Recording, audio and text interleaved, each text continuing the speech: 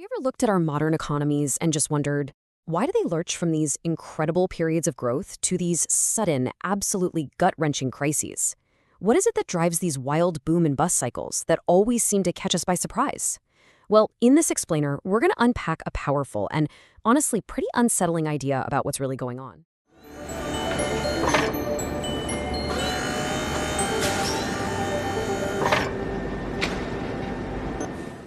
So let's just dive right in with a question that basically turns everything you think you know on its head. What if that very thing we all want, long periods of calm, predictable economic growth, is the exact thing that plants the seeds for the next spectacular collapse? I know it sounds totally paradoxical, right?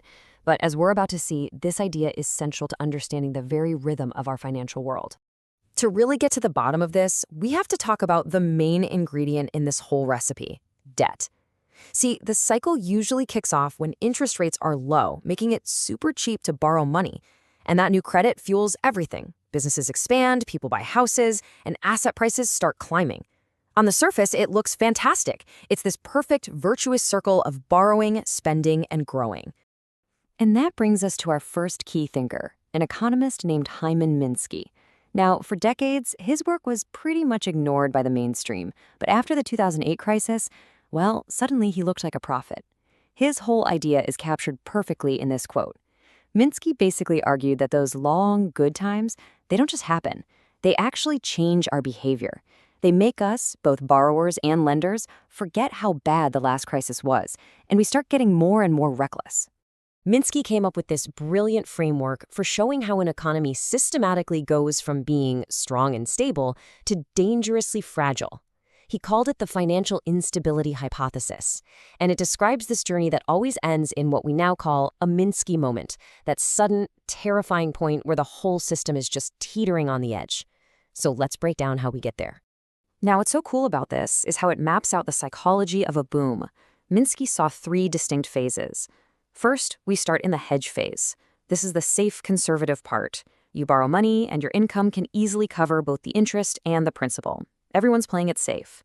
But, as the good times keep rolling, we slide into the speculative phase. Now people are more confident. As you can see here, they can still cover their interest payments, no problem, but they're basically just counting on being able to refinance the original loan when it's due. The system is definitely getting a little shakier. And finally, total euphoria takes over, and we hit the Ponzi phase. These borrowers can't even pay the interest from their income. Their entire strategy relies on the value of their assets, like their house or their stocks, going up forever, so they can borrow more money just to make their payments. This is peak fragility. The whole thing is a house of cards.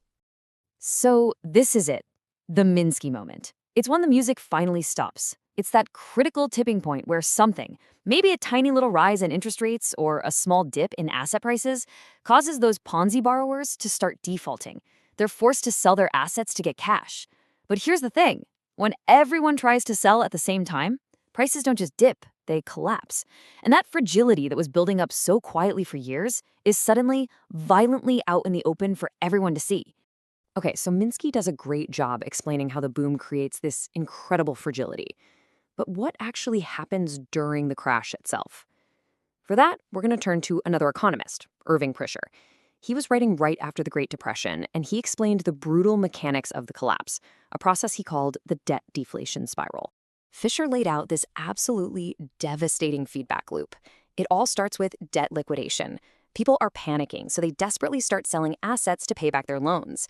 This leads to money contraction. See, as bank loans are paid off, the total amount of money circulating in the economy actually shrinks. And with less money chasing the same amount of stuff, you get a fall in the price level, otherwise known as deflation. And here's the killer twist. As prices fall, the real value of every single dollar you still owe goes up. Your real debt burden rises, which makes it even harder to repay your debts, which forces more people to sell their assets, and the whole vicious cycle just keeps feeding on itself. And this quote just brilliantly nails the central paradox that Fisher figured out. The very thing you're trying to do, pay down your debt, when everyone does it at once, actually ends up making the debt problem worse for the whole economy. As he put it, liquidation defeats itself. The stampede to safety makes everyone way, way less safe. It's incredible. And look, this is not just some abstract theory. Check out the numbers from the Great Depression. Between 1929 and 1933, the total dollar amount of debt in the US actually went down by about 20% from people paying it back or defaulting. But, and this is the crazy part, because prices fell off a cliff, the real burden of the debt that was left just skyrocketed by 40%. That is Fisher's debt deflation spiral in action, and it is brutal. Okay, so we've got Minsky's theory about how things get so fragile, and Fisher's theory of how it all comes crashing down. You put those two together, and you have the perfect lens to understand a much more recent catastrophe, the 2008 global financial crisis. This timeline just shows how incredibly fast that tranquil period Minsky talked about can unravel. From 2004 to 2006, it was a classic boom. House prices were surging, fueled by a flood of easy credit, especially those super risky subprime mortgages. Then in 2006, the bubble peaked. By 2007, defaults were spiking like crazy. And by September 2008, the investment bank Lehman Brothers goes bankrupt, and boom, we have a full-blown global panic. So how in the world did a housing problem in the US go global? It happened through something called securitization. It started when lenders took thousands and thousands of these high-risk subprime mortgages. And then they packaged them all together into these brand new, complicated assets called mortgage-backed securities, or MBS for short. And here's the kicker. They sold them to investors all over the planet. They spread this hidden risk through a system that was so complex and interconnected, almost nobody understood it. What was supposed to spread risk and make things safer actually did the exact opposite. It planted a ticking time bomb in the heart of the global financial system. And this chart right here, this is the Minsky moment arriving with a vengeance. You can see, for regular prime loans, delinquency stayed pretty low. But look at the subprime loans, especially the ones with those tricky adjustable rates. They just went through the roof after 2007. These were the Ponzi borrowers. They had bet everything on being able to refinance before their low teaser rates expired. But when house prices fell, they were completely trapped. So this massive wave of defaults kicked off a textbook Fisherian spiral. Foreclosures flooded the market with houses for sale, which just crushed home prices. And this distressed selling didn't just hurt the people in foreclosure. No, it lowered the value of everybody's home, which increased the real debt burden for all homeowners and pushed millions more underwater, owing more than their house was even worth. The most intense part of the crisis might be over, but the consequences of that huge debt boom and bust are absolutely still with us. It's what people call the debt overhang, or maybe more simply, the debt hangover. Let's take a look at the lasting damage. You know, what's really fascinating is the research that came out after the crisis. Academics looked at data from every county in the US, and they found this incredibly direct link. The counties that saw the biggest explosion in household debt before the crisis were the exact same counties that got hammered the hardest during the recession.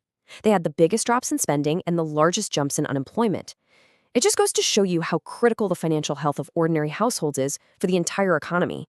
And this debt hangover, it's really a two-front problem. On one side, you have high household debt, which we now know leads to deeper, longer recessions because people have to cut back on spending to pay it down. But on the other side, governments took on enormous debts to fight that crisis, and then the pandemic. And that high government debt creates its own mess, potentially crowding out private investment and raising the risk of inflation down the line. The really scary part is that both are at or very near historic highs right now. And if you want to put that government debt issue into perspective, just think about this staggering fact. The U.S. federal government now pays more in interest on its debt than it spends on the entire national defense budget. That's not just some abstract number. That's a massive constraint on what a country can invest in, whether it's infrastructure, education, or just being ready for the next crisis. So this all brings us to the final and really the most important question. The theories of Minsky and Fisher teach us that these long, stable periods of rising debt create the perfect breeding ground for a crisis. Today, we have historically high levels of both private and public debt all across the world. So when you look at our current economy through their eyes, you just have to ask, are we just living through another one of Minsky's quiet, tranquil periods? Is the whole cycle just destined to repeat itself? That is the deeply unsettling question these theories leave us with today.